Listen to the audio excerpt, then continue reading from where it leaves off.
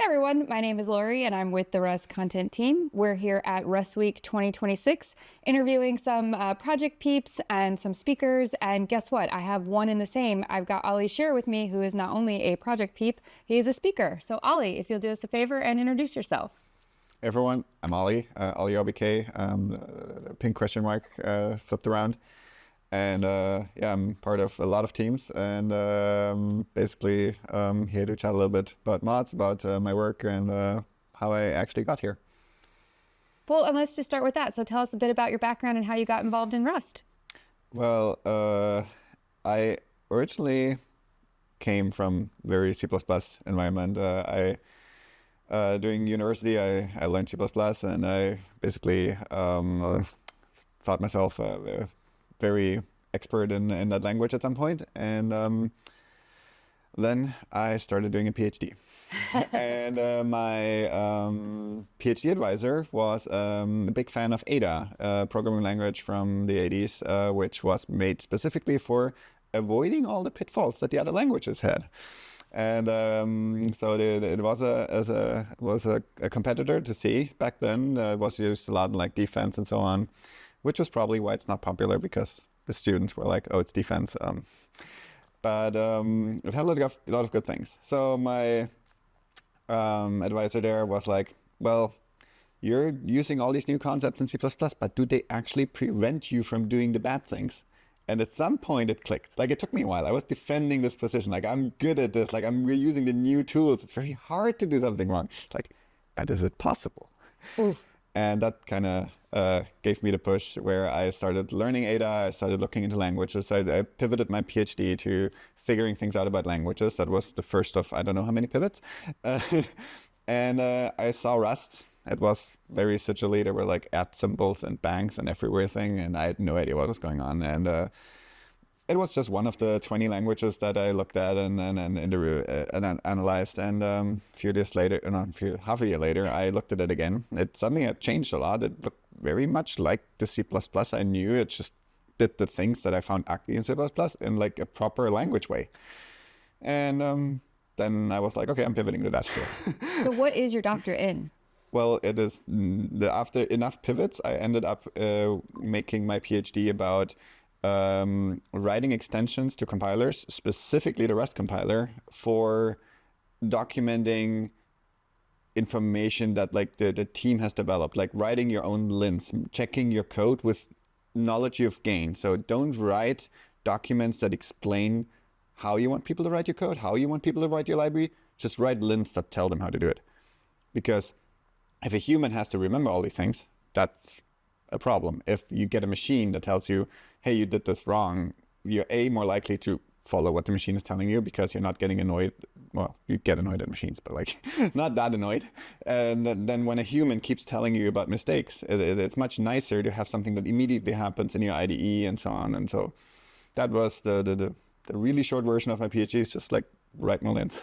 Okay, so one of the things I've heard about the Rust language is people like it because it gives you good error messages. And so you kind of just catapulted that in this one specific area, correct? Yeah. You want to be able to write your own error message now, like for your own library, write a new error message for your team. Like you have some weird policies that don't really fit into Clippy and that are like your company personal things maybe, or even contain private data. Like you might have entire other mechanical documents that you want to use as input for your code, and you're like, well, just write the tooling directly and all of that. Like don't live outside the compiler.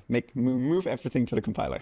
It makes me think of KISS. Keep it simple, stupid. Just make it happen. Yeah. Yeah, nice. Okay, so when we first met, one of our first conversations, you told me that you were working on something and it took like 10 years to get it done. So can you explain like what it is and how you stick and work on something for 10 years? Like, where does that come from that like, I'm gonna do this? So this goes all the way back to Ada. Okay. Ada had a very beautiful thing, which is you can take a random integer or other kind of number type, and you say like, but I only want like from 1 to 100. I don't want any of the others. And then you can use that type everywhere, and it's checked. It's automatically happening everywhere, and you can even convert it to a type that goes from 1 to 200 because the 1 to 100 types always fit into the 1 to 200 types. So this was a really nice thing that we had there. And I got to Rust and was like, I want it again. So what did I do? I tried to do it in a library because that's crates.io was just like blowing up. It was early days, so we just had a bunch of 1,000 crates in there. Now it's not I don't know how many it's now. 150K. 150K. That's amazing. Yeah. So, oh my gosh, it has grown so much. And I couldn't. The Rust language was too limiting for me to do it. Like there was an escape hatch. Someone wrote this type num crate, which is immensely powerful, but like it just doesn't fit my vibes of doing this. And so my idea was like, there's some limitations in the const stuff. I could fix them. So I started looking into the compiler and got my first PR review. It was just doing a tiny change, and I kind of forgot what my original intention was then. I just started doing more and more, like const eval needs to be more powerful was my thing then, and I forgot why. I just was doing because it was important to me, and I kept doing that. And now last year, I actually taught the compiler that we can now have these types that are restricted to a certain subset, where you can say, I want an I32, but only if it's positive. I want an I32, but only if it's negative. You can make all these restrictions now. It's very unstable. So this is not a feature that is like language ratified and it has an RFC or anything, but it's something we use internally in the compiler, for example, to represent our non-zero, non-null types. And yeah, that was the culmination of these 10 years where I sometimes forgot the path and sometimes got back on it. And now we have those types, and we can figure out how to make them something that every Rust user could actually use, because I think they're really powerful, really useful, and a bunch of people from the embedded community keep telling me they want them. That's awesome.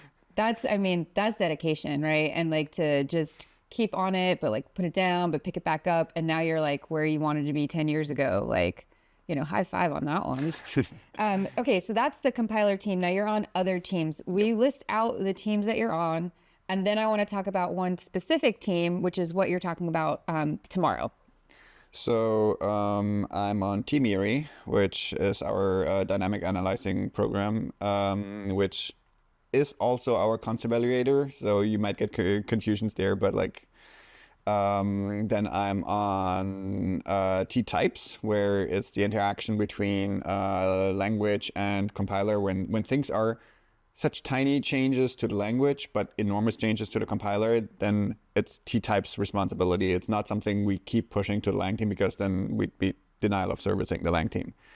So that was why T-types was created. I'm on compiler, as I said, and I'm also a moderator. And through my moderator role, I've also been elected as a leadership council representative. Okay, so everything you've talked about has been super technical, but I feel like you pivot when we talk about the mod team. So why don't you give us a little bit of information about what the mod team is, how you ended up there, and what it means for you to be on this team? Because I feel like it's super impactful, not just to the people in the project, but to those trying to contribute to the project, and then the industry in general. So in the Rust project, we have the code of conduct, which declares how we expect everyone to interact with each other. And that means part of it is having a welcoming environment to everyone who likes welcoming environments. I'm constraining it to that set because we don't want to accept everyone. We accept everyone who wants to work with us, who wants to work with everyone. We have our fights. We have our problems, obviously, always. Everything will have that. But this gives us a base standard where we can build upon, and where we have expectations of how we work with each other. And sometimes these things don't work, and then we need someone who is the arbiter of figuring out who is right. Sometimes no one is right. Sometimes it's just a dispute of people who are arguing past each other. Sometimes it's external agitators. We have all kinds of problems always, but someone needs to manage that. And we have some basic things where every team member has the permission to just ban spammers, for example. Like they can just block that or close something. We let people moderate their own spaces, but there are limits to that ability. Like actually banning someone from the entire project or because of misbehavior, that's always something that goes to the moderators. The moderators figure out if that's actually necessary. Often we just go there and just talk with the people. Like half of the things are we ask someone to talk with another person instead of just talking to us, and that works. The other half is actually we're like, oh yeah, it's good that you came to us. We're gonna handle this. And sometimes it's conflicts between team members. I mean, technical conflicts can get very personal at some point, and that can be an issue. And we try to mediate between the different opinions without putting our own opinions into the room, which is very hard sometimes. And try to get everyone back onto the same table and working together, because in the end, that's what we want. Everyone to be able to contribute effectively in a environment that makes them happy to contribute. And yeah. I mean, that seems like a lot, plus all of the other teams that you're on. So what areas does the mod actually look at? So there are quite a few pieces of the project. So the GitHub repo, the Zulip, like what else are you guys in charge of sort of making sure things are running, smoothly? So we only look at the official places. Okay. So we do not look at the Discord. That used to be an official Discord. It's shut down. We just have the community Discord. We have Reddit, for example. We do not look at those explicitly. Like there is obviously conversations happening between the moderators across all these venues, because if somebody is being very problematic in one space, it's not unlikely to appear in another space. But like these are really rare. Like we have this like once a year or something maybe. But other than that, yes, we moderate the users forum, the internal forum, GitHub, Zulip. I think that's all the spaces that we actually have by now. But I think that's super cool that what you just said is that you have like a moderation team outside of the project so that you can communicate with someone that's moderating the Reddit thread so that you know what's going on and you can cross-reference like that kind of activity. I feel like that is really looking out for the people in the project and those, again, adopting Rust, using Rust, and the industry itself, like making sure this is a safe place for you to just work and be happy while you're working, Yep. like that's really cool. So how did you end up on the mod team though? Like you haven't like bridged that gap from highly technical to now like the warm fuzzy side of tech, right? The people side.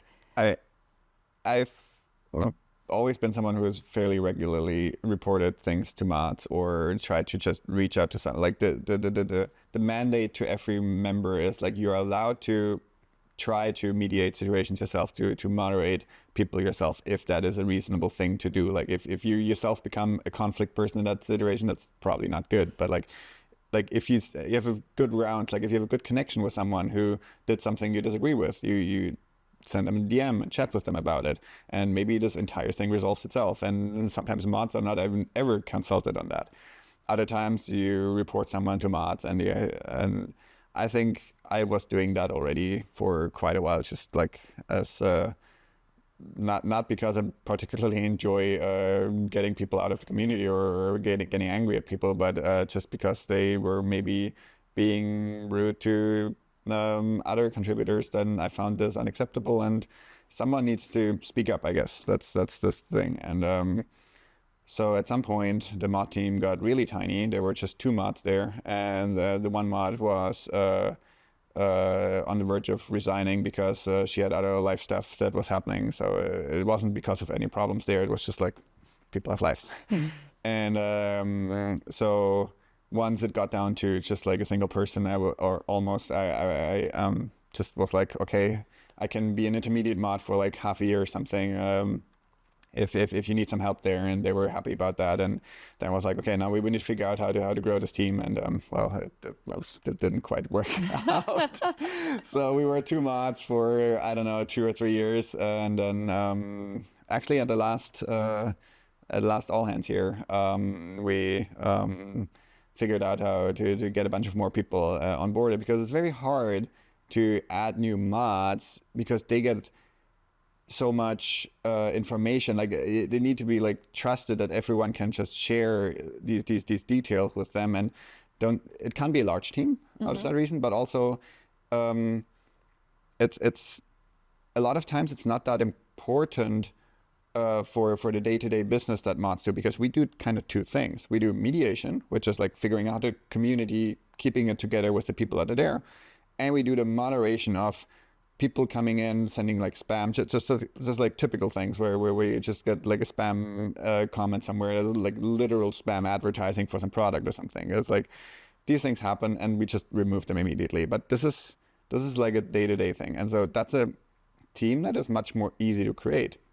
So what we did last All Hands was basically just the people who were already reporting these things regularly to us. We were like, we're making a new team. Do you want to be on the team? And then we put a bunch of people on that team, and they are just like getting rid of those things. So some weeks I just see like a bunch of notifications where they're like, oh yeah, we did that, like, and I don't have to do anything. Nice. And that's been a real help. This made all the structure much easier, and now we can have a separate team where people are on it that don't do any of that. Like I do both, but like we have some people that just do mediation. They don't do any of the day-to-day business, and that separation I think is what keeps both sides fairly sane, because the one side can just delegate things to us when it's like community conflicts, and the mediators can just ignore the day-to-day business, and I think that makes the whole moderation more sustainable than the previous model. So this is like the longest 6 months ever then. So I think your ability to tell time is a little off, but we're super happy to have you, because not only are you on the mod team, you're the team lead. Well, there are no team leads like officially. Like there's nothing set up there. It's like we are the 3 mediator mods, whatever, but like effectively I'm just doing all that management stuff. So we should probably make something official there and discuss that among us. I did not mean to give you additional stuff to do. But speaking of additional stuff to do, you also, in addition to I think the 5, 6, 17, 77 teams that you are on, you were elected to the Leadership Council. Yep. I mean, initially that just happened because we were 2 mods, and mods are a top level team. So one of the mods is on the Leadership Council, and the other mod was doing it for quite a while, even before I was there. So we just at some point flipped it. So I was doing it because I also had more time being paid by a company to actually work on all that. So that was when I went to the Leadership Council, and initially I didn't quite know what I specifically was doing there, if it was just representing mods, if it was representing everyone, like what's going on there. And we're figuring all these details out, obviously, but like in general, like representing everyone, but as a voice of the mod team specifically when that's relevant. I mean, you seem to have all the time in the world. You are not busy at all. So, okay, so the history of Ollie started with a PhD working in Ada, trying to find something cooler, or not cooler, but just different. You found Rust. Took you 10 years to get that one thing that you liked in Ada into Rust. You're on a bunch of different teams. You are a mediator. You are on the Leadership Council. What is your next step in the project? Like, where do you see yourself in a couple years? Like, what would you like to say? Like, I've done all that, but like, this is where I want to be. I'm not much of a planning person. I am very much of a following my interests person, which got me here. So I'm fairly certain this is what works for me. Yeah,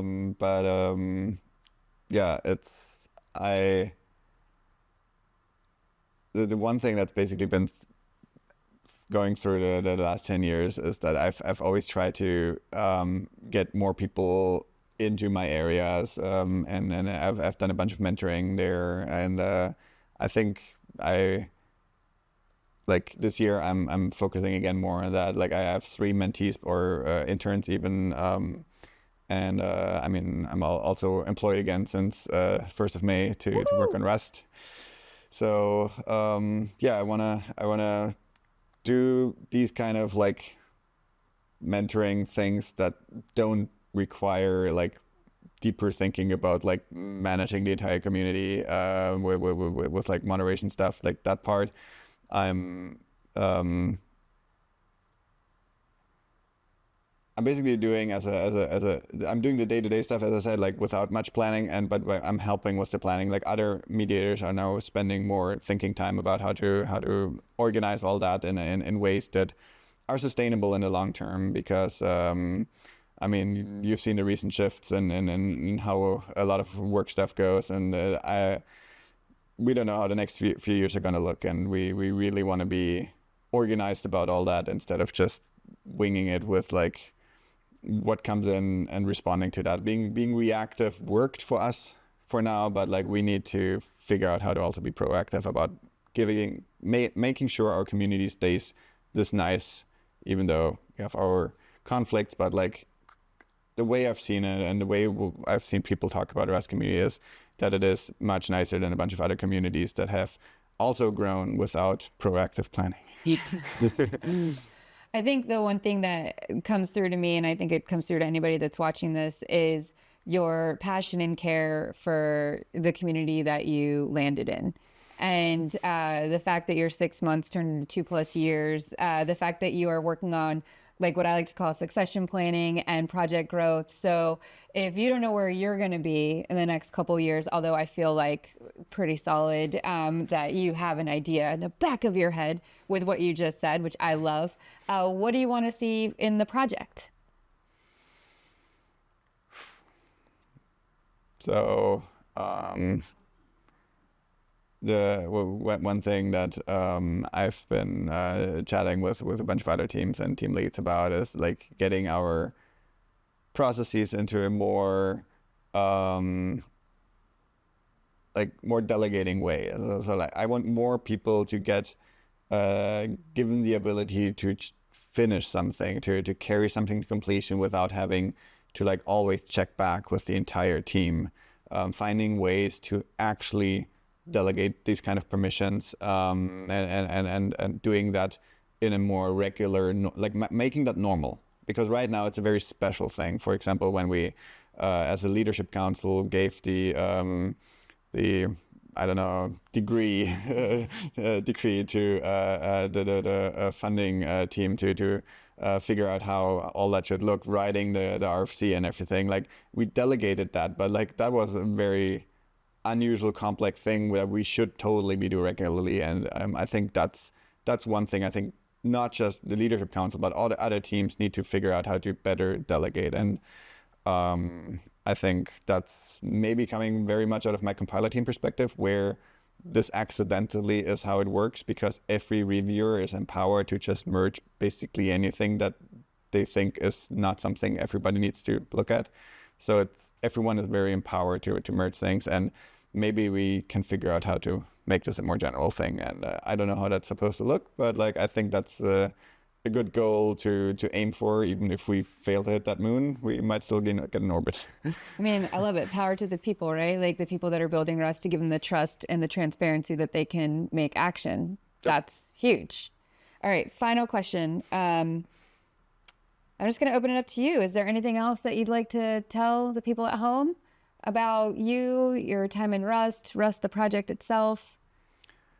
Well, all the people working on Rust, we have a lot of volunteers, and we have a lot of people who are employed at companies where they only get maybe a half a day or a day a week to work on a Rust compiler. But there's current initiatives like the Rust Foundation Maintainer Fund, the Rust and L maintainers team, which I'm now part of.